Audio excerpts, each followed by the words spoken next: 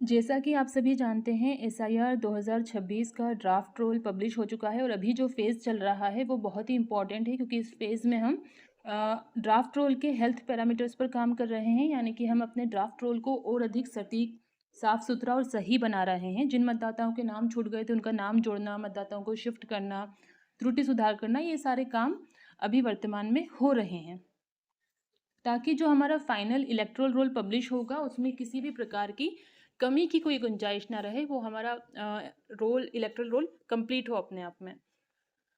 इसी से विशेष गहन पुनरीक्षण का जो मूल उद्देश्य है वो पूर्ण होगा। तो आप सभी बीएलओज देख लीजिए अपने ऐप में कौन कौन से ऑप्शंस पर अभी आपको काम करना है। जैसे ही आप बीएलओ ऐप में लॉगिन करते हैं, ऊपर से 5वें नंबर का ऑप्शन है फॉर्म्स। इस फॉर्म्स पर क्लिक करें। देखिए फॉर्म 6, फॉर्म 6A, 6B, 7, 8 सब यहाँ से आप डिजिटाइज कर सकते हैं। अभी सारे बीएलओ अपने बूथ पर बैठकर फॉर्म कलेक्ट कर रहे हैं मतदाताओं के नाम जोड़ने के लिए, सुधार करने के लिए या एड्रेस चेंज करने के लिए, डिलीशन करने के लिए। ये सारी एक्टिविटीज़ आप लोग कर रहे हैं। तो फिज़िकल फॉर्म्स कलेक्ट करके नहीं रखना है, केवल जो फॉर्म आप फिज़िकली कलेक्ट कर रहे हैं उनको आपको इस ऑप्शन से डिजिटाइज करना है या ऑनलाइन करना है। देखेंगे आप नया मतदाता जोड़ने के लिए फॉर्म 6 होता है, यहाँ से आप फॉर्म 6 डिजिटाइज कर सकते हैं या ऑनलाइन कर सकते हैं। अगर किसी ओवरसीज इलेक्टर का फॉर्म रिसीव होता है तो 6A से आप डिजिटाइज कर सकते हैं, 6B से आप आधार को लिंक कर सकते हैं, 7 से आप डिलीशन की कार्यवाही करेंगे और 8 से आप किसी भी प्रकार की करेक्शन कोई करना है, नाम सुधार, त्रुटि सुधार या उसका एड्रेस चेंज करना है, शिफ्टिंग का है या पीडब्ल्यूडी मार्क करना है, तो फॉर्म 8 आप फिल करेंगे।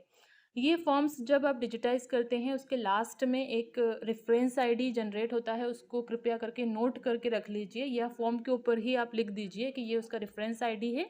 इससे ये होगा कि ये लास्ट ऑप्शन जो है ट्रैक एप्लीकेशन स्टेटस, यहाँ से आप रेफरेंस आईडी डालकर उस एप्लीकेशन का करंट स्टेटस ट्रैक कर सकते हैं या पता कर सकते हैं।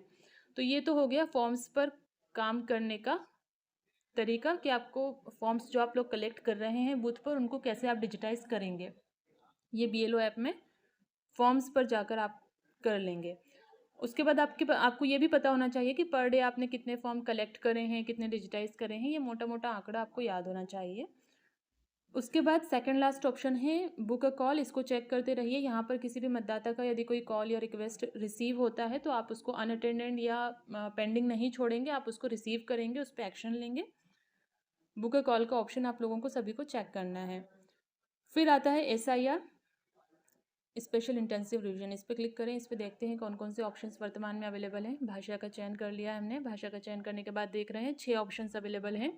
इन 6 में से पहला वाला आप ऑलरेडी कर चुके हैं, तो यहाँ पर नो रिकॉर्ड या नो डेटा फाउंड दिखेगा। Upload EF for uncollected EFC, यहाँ पर वो आपको फॉर्म्स दिख रहे थे जिनमें आपने अनकलेक्टेड मार्क किया था लेकिन फॉर्म का फोटो अपलोड नहीं करा था, वो आप लोग सब कर चुके हैं। यदि कोई बीएलओ के ऐप में अभी भी दिख रहा है कोई फॉर्म, तो आप उसका फॉर्म का फोटो लेकर और सपोर्टिंग डॉक्यूमेंट लेकर आप सबमिट कर दीजिए।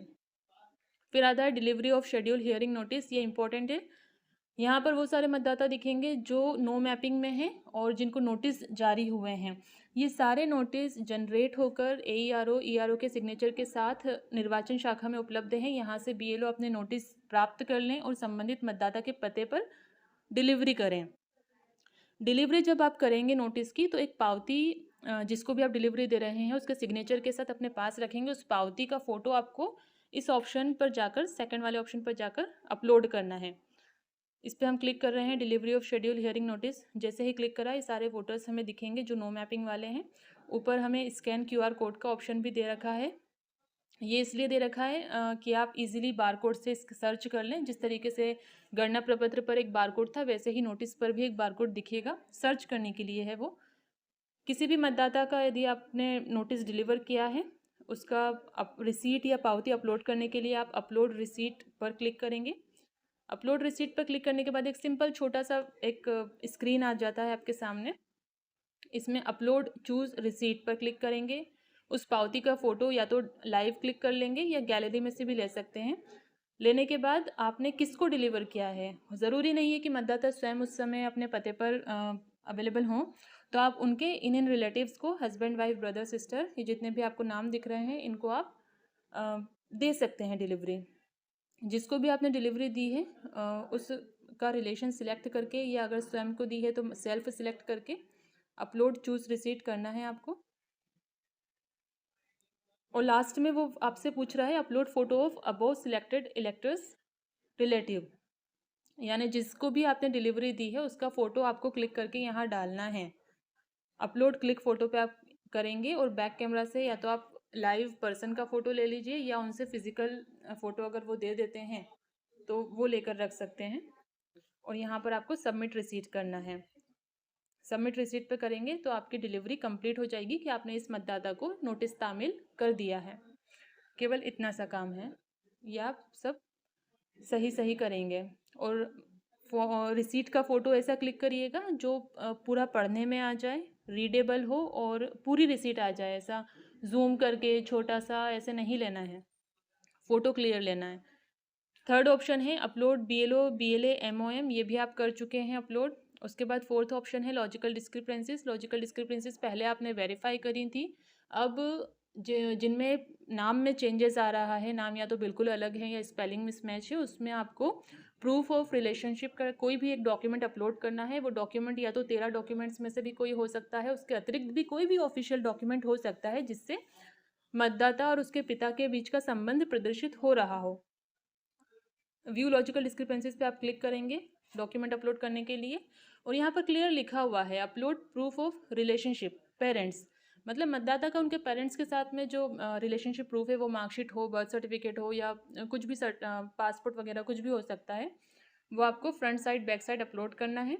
और इसी तरीके ये तो कंपलसरी है फर्स्ट वाला। और यदि किसी को आपने प्रोजनी में मैप करा है और ग्रैंड पेरेंट्स के साथ उसकी मैपिंग की है, तो आपको उनके पिता और ग्रैंड पेरेंट के बीच का संबंध दर्शाने वाला कोई डॉक्यूमेंट लेना है, यानी उनके पिता का वो बर्थ सर्टिफिकेट हो सकता है, पिता की मार्कशीट हो सकती है, ऐसा कोई डॉक्यूमेंट। ये डॉक्यूमेंट अपलोड करने के बाद BLO अपना अंडरटेकिंग एक अपलोड करेंगे, इंस्ट्रक्शन सामने लिखे हुए हैं। अगर किसी को नहीं समझ में आता है तो एक प्रोफार्मा बनाकर यहाँ से दे दिया गया है, उस प्रोफार्मा का भी आप इस्तेमाल कर सकते हैं। BLO अपने सिग्नेचर के साथ इस कैप्चर फोटो पे क्लिक करके और उस प्रोफार्मा का फ़ोटो लेना है और फाइनली आपको सबमिट करना है। सबमिट करने से ये आपके लॉजिकल डिस्क्रिपेंसीज वाले ऑप्शन से हट जाएगा। ये सारे आपको क्लियर करना है लॉजिकल डिस्क्रिपेंसीज। मतदाता से डॉक्यूमेंट लीजिए, उसका फ़ोटो क्लिक करिए और सबमिट कर दीजिए। इसमें भी आपको अधिक समय नहीं लगेगा, लेकिन मेक श्योर कि सही डॉक्यूमेंट सही मतदाता का आप अपलोड कर रहे हैं, फ़ोटो ऐसा ले रहे हैं कि वो डॉक्यूमेंट पढ़ने में आ रहा है।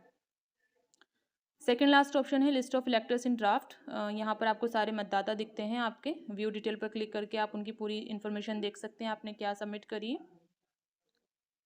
यहाँ से कोई एक्शन नहीं ले सकते आप, ये केवल व्यू के लिए है, आप देख सकते हैं। और लास्ट ऑप्शन है इलेक्टर्स विथ नो मैपिंग। जितने भी आपके नो मैपिंग वाले मतदाता हैं जिनको आप नोटिस तामील कर रहे हैं और रिसीट अपलोड कर रहे हैं, वो सारे वोटर्स यहाँ दिखते हैं। जब आप नोटिस देने जाएंगे तो आप मतदाता से वैसे उस नोटिस पर सारे इंस्ट्रक्शंस लिखे हुए हैं, लेकिन आप मतदाता को बताइए कि उनको उन डॉक्यूमेंट्स में कोई भी एक डॉक्यूमेंट या 2 डॉक्यूमेंट ओरिजिनल कॉपी में लेकर आने हैं। फ़ोटो कॉपीज़ केवल नहीं लेकर आ जाए मतदाता, आपको ओरिजिनल कॉपीज़ के साथ बुलवाना है सुनवाई के दिनांक को मतदाता को। इलेक्टर्स विथ नो मैपिंग पर क्लिक करते हैं तो ये सारे वोटर्स दिख रहे हैं जो नो मैपिंग वाले हैं, जिनकी सुनवाई होनी है। सुनवाई में या फिर आपको पूर्व में ही वो डॉक्यूमेंट्स अवेलेबल करवा देते हैं ओरिजिनल कॉपी में, तो आप अपलोड डॉक्यूमेंट पर क्लिक करेंगे और कौन सा डॉक्यूमेंट आप अपलोड कर रहे हैं वो इस कैटेगरी में से प्री आइडेंटिफाई हैं सब चीज़ें। सिलेक्ट करना है कि क्या अपलोड कर रहे हैं, बर्थ सर्टिफिकेट है या कास्ट सर्टिफिकेट है या NRC का कोई रजिस्टर है जो हमारे यहाँ तो लागू नहीं है, या इनमें से कोई भी डॉक्यूमेंट यदि आप अपलोड कर रहे हैं उसका सिलेक्शन करेंगे। सिलेक्शन करके आप front side back side upload करेंगे।